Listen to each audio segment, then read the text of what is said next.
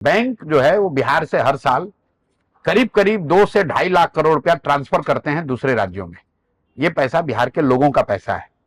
एक रेशियो होता है आरबीआई का जिसको कहते हैं सीडी रेशियो, जो ये बताता है कि कितने बिहार के लोग कितना पैसा बैंकों में पैसा जमा कर रहे हैं और उसके एवज में कितना पैसा बैंक यहाँ लोन के तौर पर, पूंजी के तौर पर लोगों को दे रहा है। देश के स्तर पर यह आंकड़ा 70 से 75% होता है। मतलब देश भर में जितने लोग पैसा जमा करते हैं बैंक में, उसका 70 से 75% पैसा बैंक वापस ऋण के तौर पर आपको देता है, घर बनाने के लिए, गाड़ी लेने के लिए, बिजनेस करने के लिए, जो भी आप काम करना चाहते हैं, पढ़ाई करने के लिए। बिहार में यह आंकड़ा है 40%। मतलब बिहार के लोग जो पैसा जमा करते हैं बैंक में, उसके एवज में बिहार के बैंक सिर्फ 40% लोन देते हैं। इसका असर क्या होता है?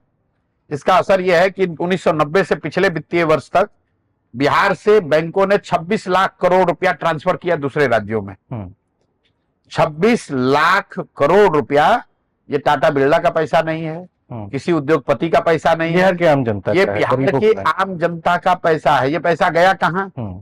ये पैसा गया गुजरात, ये पैसा गया तमिलनाडु, ये पैसा गया आंध्र प्रदेश, तेलंगाना, केरल।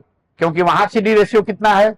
वहां सीडी रेशियो 80, 85, 90, 95, 100। ये मेरा आंकड़ा नहीं, आरबीआई का आंकड़ा है। तो अगर आंध्र प्रदेश में लोगों ने बैंक में जमा किया 100 रुपया, लोगों को ऋण मिला 105 रुपया। बिहार में लोगों ने जमा किया 100 रुपया, हमको ऋण मिला 40 रुपया।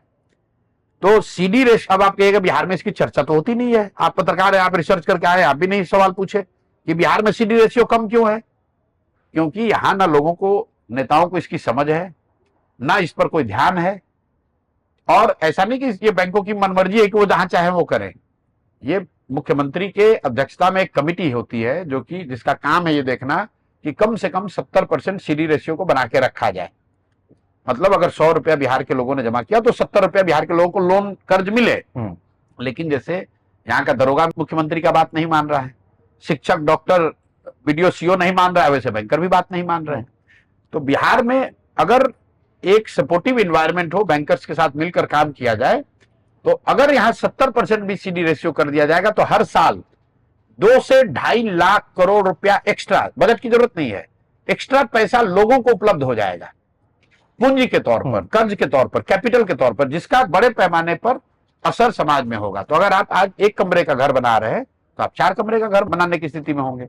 आप अपने खेती में इन्वेस्टमेंट कर पाएंगे, आप अपने बिजनेस व्यापार को बढ़ा पाएंगे। आज 4 गाड़ी आप टैक्सी के तौर पर चलाते हैं, कल 40 गाड़ी चलाने की स्थिति में हो जाएंगे, क्योंकि बैंकों से ऋण सुलभ हो जाएगा, वो पैसा आपको उपलब्ध हो जाएगा।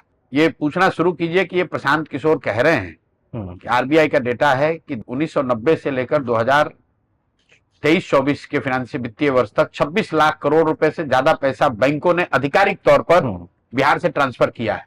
आप फाइनेंस मिनिस्टर जाकर पूछिए, उसको खुद ही नहीं मालूम है। वो कहेगा ये क्या होता है। अगर वो आपको समझा दे और हम आपको आरबीआई का लिंक देते हैं, जाके देख लीजिए है कि नहीं है। अगर इसको टेक्निकली और समझना है तो आप जानिए कि डिसबर्सल तो 13% ही है। 40% सैंक्शन लोन के आधार पर सीडी रेशियो बता रहे हैं, एक्चुअल डिसबर्सल सिर्फ 13% है। क्योंकि बिहार में आप रहते हैं, आपने पैसा लोन सैंक्शन यहाँ कराया, घर खरीदा नोएडा में, या फिर बच्चे को पढ़ाने का फीस भरा बंगलोर, कोटा में, तो पैसा तो वहीं पे खर्च हुआ। वो तो मैं अब इतनी टेक्निकल बात करूंगा लोग और समझ में आएगा नहीं। बेसिक बात यह है कि पूंजी का बहुत बड़े स्तर पर पलायन हुआ है। इसलिए जन स्वराज की जो सोच है कि पूंजी के पलायन को रोककर बुद्धि का पलायन रुकेगा, और जब पूंजी और बुद्धि का पलायन रुकेगा तो श्रम का पलायन अपने आप रुक जाएगा।